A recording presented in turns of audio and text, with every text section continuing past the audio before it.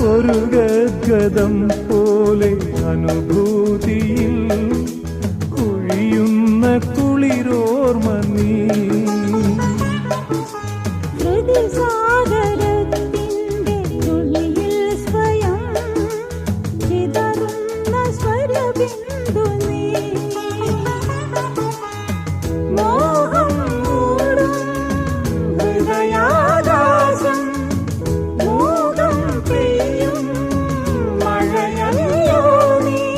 മഴയേറ്റു നനയുന്ന മിഴിവഞ്ചി തുഴയുന്ന ചിറകുള്ള മലരാണെന്നുള്ളം.